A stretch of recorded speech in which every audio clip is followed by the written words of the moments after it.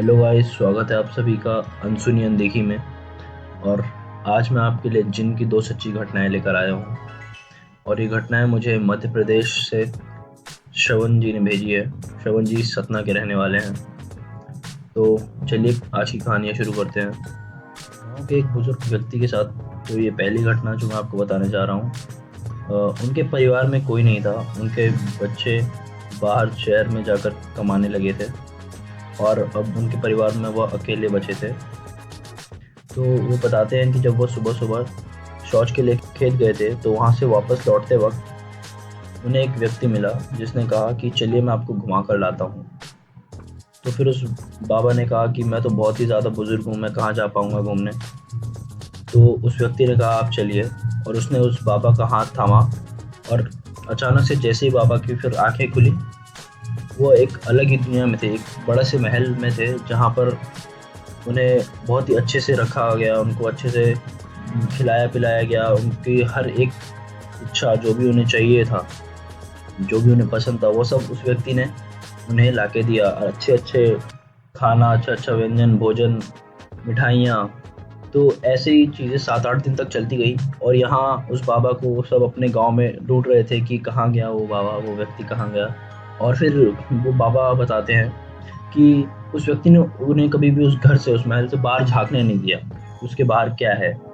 और फिर उस बाबा ने कहा उस व्यक्ति से कि अब मैं बहुत रह लिया, आप सबका शुक्रिया मुझे रखने के लिए। अब मैं वापस जहाँ से आया था वहीं जाना चाहता हूँ, मुझे मेरे गाँव जाना है।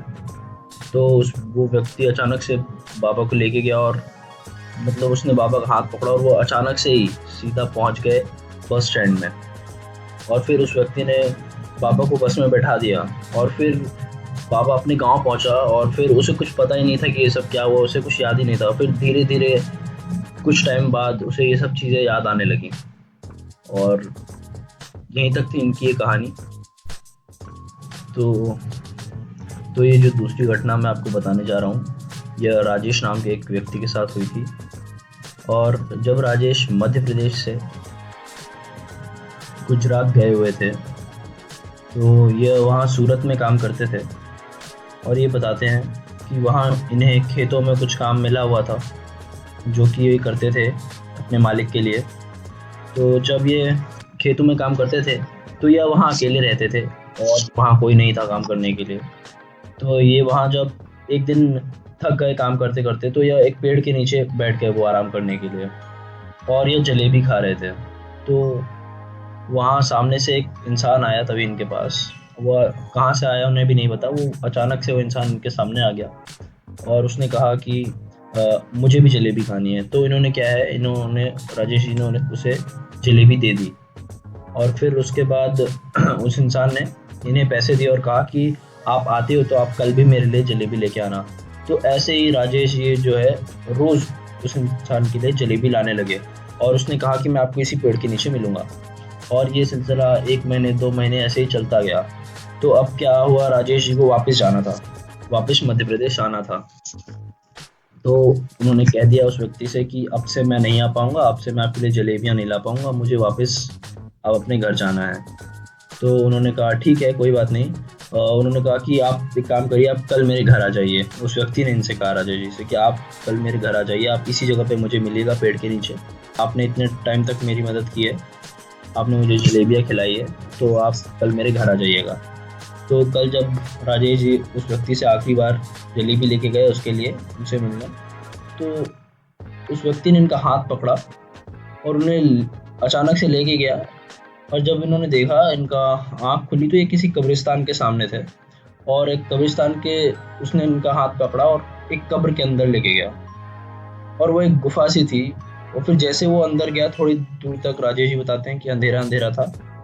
फिर जैसे ही वो व्यक्ति और आगे गया उन्हें लेके, तो उन्होंने देखा कि पूरी बस्तियां बसी हुई है, बहुत सारे लोग खेल रहे हैं, बच्चे खेल रहे हैं। उन्होंने फिर उस व्यक्ति ने बताया कि मैं एक जिन हूँ और आपने मेरी इतनी मदद की है, आपने मुझे इतने दिनों तक जलेबियाँ खिलाई हैं, आपका बहुत बहुत शुक्रिया। आप एक बार मेरे साथ मेरे घर चलिए और आज मैं आपको खाना खिलाऊंगा अपने घर में।